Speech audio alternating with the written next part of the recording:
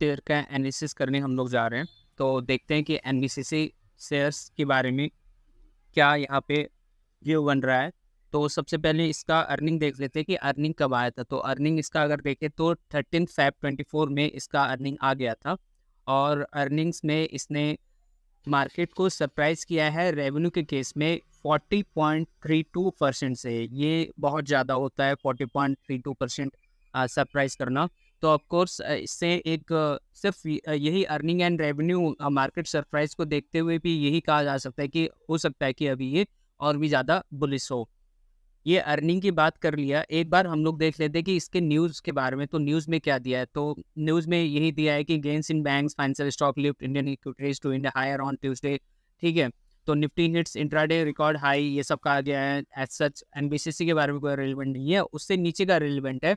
तो उसमें कहा जा रहा है कि NBCC India bags work order worth 5.6 billion INR। ठीक है, तो एनबीसीसी को बहुत बड़ा यहाँ पे ऑर्डर मिला है।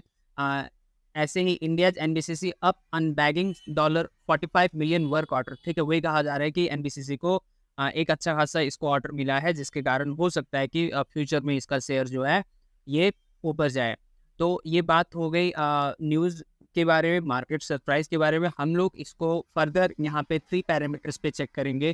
पहला होगा टेक्निकल, फिर फंडामेंटल, फिर हम लोग इसका एफआईआई, डीआईआई डेटा यहाँ पे क्या कह रहा है, वो सब हम लोग यहाँ पे जानेंगे।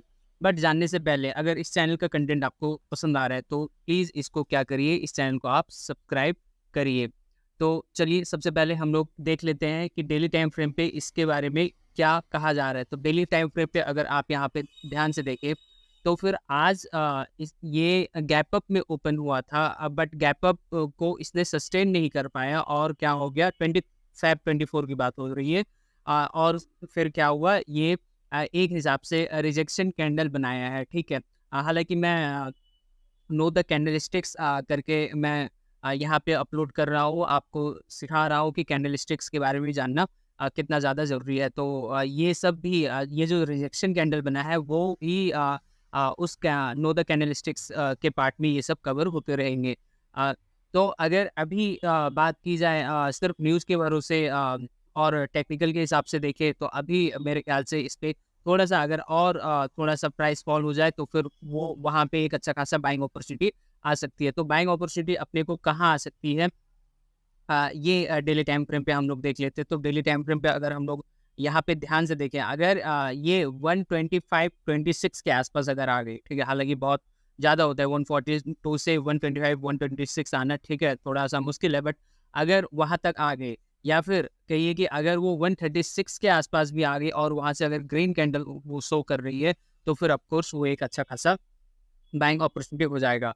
तो बाइंग अपॉर्चुनिटी हमने देख लिया, अब इसका एक बार टारगेट देख लेते हैं। तो टारगेट इसका कितना होना चाहिए? तो टारगेट की अगर मैं बात करूँ तो टारगेट आप इसका 170 डेली टाइम फ्रेम पे इसका टारगेट आप लेके चल सकते हैं 170।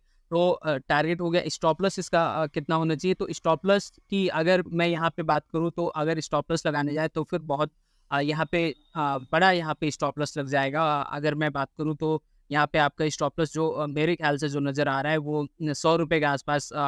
अगर मुझे इसमें स्टॉप लॉस लगाना होगा तो फिर मैं ₹100 के आसपास यहाँ इसमें स्टॉप लॉस लगाऊंगा। बट अगर आपको यहाँ पे स्टॉप लॉस नहीं लगाना है तो फिर आप क्या कर सकते हैं, एक हिसाब से रिस्क मैनेज करके अपने कैपिटल को डाइवर्सिफाई करके यहाँ चल सकते हैं। कहने का मतलब ये है कि अगर आपका टोटल कैपिटल जितना भी है उसका सिर्फ 2% यहाँ पे अगर आपको ट्रेड ही करना है तो उसका सिर्फ 2% यहाँ पे लगाइए, क्योंकि अपने को नहीं पता ये एनबीसीसी के केस में ये शेयर कहाँ तक जाएगा। अगर ये 170 को क्रॉस करके ऊपर जा रहा है तो उसको हम लोग ट्रेल भी कर सकते हैं। सो मैंने आपको बता दिया, हालांकि स्टॉप लॉस इसका ₹100 होगा, ये ज़्यादा होगा। आप ठीक है अपने हिसाब से यहाँ पे देख लीजिएगा। टारगेट बता दिया ₹170 होना चाहिए। और अभी अ, अगर ये 125 या 130 के आसपास आता है तो फिर और वहाँ से ग्रीन कैंडल देता है तो अच्छा खासा वो क्या हो जाएगा, वो बाइंग अपॉर्चुनिटी हो जाएगा। ये अब बात हम लोगों ने कर ली डेली टाइम फ्रेम पे। एक बार हम लोग चले जाते हैं वीकली टाइम फ्रेम पे और वहाँ देखते हैं कि वीकली टाइम फ्रेम पे अपने को क्या शो कर रहा है। तो वीकली टाइम फ्रेम को अगर आप देखें तो ये ऑफ कोर्स से एकदम से सीधे अप ट्रेंड में ही गया है। और अभी इसमें जो है, ठीक है, मेरे हिसाब से ये हफ्ते अभी यहाँ पे वेट करिए। अगर ये हफ्ते में इसने ये जो प्रीवियस वीकली कैंडल बना था जो कि रेड में बना था, अगर उसकी क्लोजिंग के ऊपर इस वीक का कैंडल क्लोज होता है तो फिर वो अच्छा खासा बाइंग अपॉर्चुनिटी होगा। और यहाँ पे वीकली टाइम फ्रेम पे टारगेट मेरे ख्याल से सेट करना गलत होगा, क्योंकि इसका न्यूज़ भी काफ़ी अच्छा है, फंडामेंटल भी मैंने देखा अच्छा है। आप बस यहाँ पे क्या कर सकते हैं कि अपने टोटल कैपिटल का सिर्फ 2 या 3% यहाँ पे आप ट्रेड करिए, इन्वेस्ट करिए। वो मेरे ख्याल से अभी अच्छा रहेगा, ठीक है। यहाँ पे कोई स्टॉप लॉस अभी लगाने की ज़रूरत मेरे ख्याल से नहीं है, क्योंकि आपने 2% या 3% जो भी अपनी कैपिटल का आप यहाँ पे लगाएँगे, वही आपका एक हिसाब से रिस्क मैनेज भी करेगा और आपका स्टॉप लॉस वही रहेगा 2%, यानी 2% आपका कैपिटल अगर ये एनबीसीसी 0 हो जाता है तो फिर जाके आपका कैपिटल से 2% आपका जाएगा, ठीक है। तो मुझे नहीं लगता है कि इतना एज़ सच कुछ आपको यहाँ पे इम्पैक्ट पड़ना चाहिए। तो वीकली टाइम फ्रेम पे हमने बात कर ली, वीकली टाइम फ्रेम पे मैंने यहाँ पे कोई टारगेट नहीं बताया, कहाँ जा सकता है अपने को नहीं पता। और अभी अगर इसको अगर मैं बात करूँ, अगर अभी एग्रेसिव हो और अभी अगर बाई करके चलना है तो मतलब आप कर सकते हैं, ठीक है। अभी आप यहाँ पे बाई करके चल सकते हैं, जिस हिसाब से इसका फंडामेंटल बता रहा है, जिस हिसाब से इसका एफआईआई डेटा बता रहा है, उस हिसाब से मेरे हिसाब से लगता है कि ये जा सकता है। हालांकि ठीक है, कोई भी स्टॉक कहाँ कितना ऊपर जाएगा कितना नीचे गिरेगा किसी को कुछ नहीं पता रहता है, ये सिर्फ एक एनालिसिस है। सो सोच कर समझ कर यहाँ पे अपना पैसा जो है इन्वेस्ट करना पड़ेगा।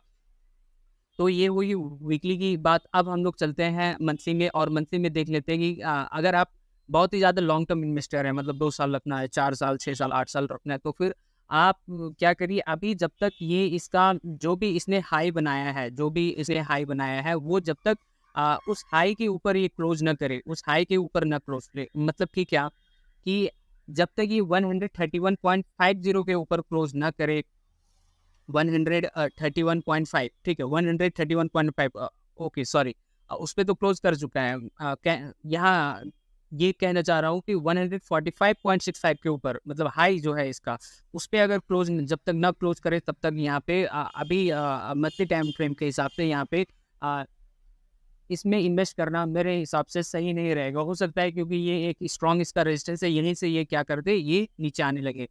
तो मंथली टाइम फ्रेम पे ये इसका एनालिसिस बन रहा है। अब हम लोग एक बार देख लेते हैं कि इसका फंडामेंटल क्या कहना चाह रहे हैं। तो अगर मैं फंडामेंटल में जाऊँ, तो फंडामेंटल इसका जो है अभी हम लोग देख लेते हैं कि इसका करंट प्राइस पहले कितना चल रहा है। तो करंट प्राइस अभी इसका 143 चल रहा है। हाई लो इसने 177 और 31, बहुत ज़्यादा वेरिएशन इसने किया है हाई लो में। मार्केट कैप इसका 25,659 करोड़ है, ठीक है। और एक बार हम लोग इसका ट्रेंड अगर देखें, तो ट्रेंड ऑफकोर्स ये 1 ईयर में भी बुलिश है, ठीक है। 3 ईयर में बुलिश है, 5 ईयर में बुलिश है, 10 ईयर्स में भी ये क्या हो रहा है, ये बुलिश ही हो रहा है। और इसका प्रोस एंड कॉन्स अगर देखा जाए, तो प्रोस में यही है कि इसने अपना डेट जो है रिड्यूस किया है, डेट फ्री हो गया है, और कंपनी बहुत अच्छा खासा हेल्थी डिविडेंड यहाँ पे पे आउट भी कर रही है, जो कि 44.4% है। कॉन्स में यही है कि ये अपने बुक वैल्यू से 13 टाइम्स महंगा है। कंपनी का जो सेल्स ग्रोथ है वो 2.67% खाली है 5 साल में। तो ये दो उसके कॉन्स हैं। नियर कंपैरिजन अगर करें तो ये सेकंड प्लेस में आती है। सेक्टर और इंडस्ट्री इसमें मिसलेनियस बताए गए हैं। क्वार्टरली रिजल्ट अगर हम लोग देखें, और सिर्फ क्वार्टर टू क्वार्टर अगर यहाँ पे कंपेयर करें, उसको एनालिसिस करें, तो फिर सितंबर और दिसंबर का अगर देखें, तो सेल्स सितंबर में 1622 था, जबकि दिसंबर 2023 में 1919 हो गया, यानी यहाँ पे इंक्रीज हुआ है। ऑपरेटिंग प्रॉफिट 89 से 102 हो गया, इंक्रीज हुआ है। पीबीटी प्रॉफिट बिफोर टैक्स 103 से 126 इंक्रीज हुआ है। नेट प्रॉफिट 85 से 94 हुआ है, ये भी इंक्रीज हुआ है। अगर आप इसको Y Y year on year basis पे भी कंपेयर करें, तो दिसंबर 2022 में इसका जो सेल्स था वो 1587 था, और अभी दिसंबर में 1919 हो गया है, ये इंक्रीज हुआ है। ऑपरेटिंग प्रॉफिट जो था 78 से 102 हुआ है, ये भी इंक्रीज हुआ है। पीपीटी 130 से 126, 130 सॉरी 130 नहीं, ये 69 से 126 हुआ है, ये भी इंक्रीज हुआ है। नेट प्रॉफिट जो है 49 से 94, ये भी इंक्रीज हुआ है। ओवरऑल कहें तो फंडामेंटल इसका काफ़ी अच्छा है, और एक हिसाब से न्यूज़ को भी देखें तो न्यूज़ भी अपने फेवर में भी आ रही है कि इसको वर्स्ट कंट्रेक्ट यहाँ पे इसको मिला है।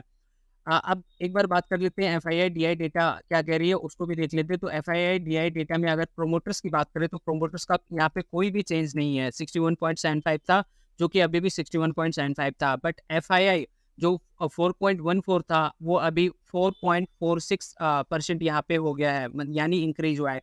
DII 10.21 से 10.41% हो गया, ये भी इंक्रीज हुआ है। अपलिक 23.89 से 23.37, ये क्या हुआ है, ये डिक्रीज हुआ है। तो FII और DI डेटा भी यही बता रही है, ये दोनों अपना स्टेक क्या किए दिसंबर क्वार्टर में, उन लोगों ने स्टेक अपना इंक्रीज किया है। ओवरऑल अगर बात की जाए टेक्निकल, फंडामेंटल और FII DI डेटा की, तो हर तरफ से क्या हो रहा है, हर तरफ से पॉजिटिव आ रहा है। इसका न्यूज़ भी पॉजिटिव है।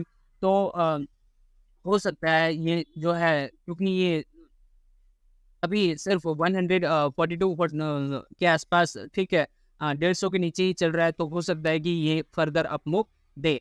बट सिर्फ मेरे कहने से यहाँ पे आपको, ठीक है, अपना सारा पैसा एक ही स्टॉक में नहीं लगा देना है। मैं सेबी एडवाइजर नहीं हूँ, ये सिर्फ आपको इन्फॉर्मेशन देना था। पोर्टफोलियो को डाइवर्सिफाई करते चलिएगा, रिस्क मैनेज करते यहाँ पे चलना है, ठीक है, एक ही शेयर में सारा पैसा यहाँ पे नहीं लगाना है। तो होप सो आपको ये वीडियो पसंद आया होगा। वीडियो पसंद आया तो लाइक करिए, शेयर करिए और चैनल को सब्सक्राइब ज़रूर करिए। आपने इतना समय दिया उसके लिए थैंक यू वेरी मच।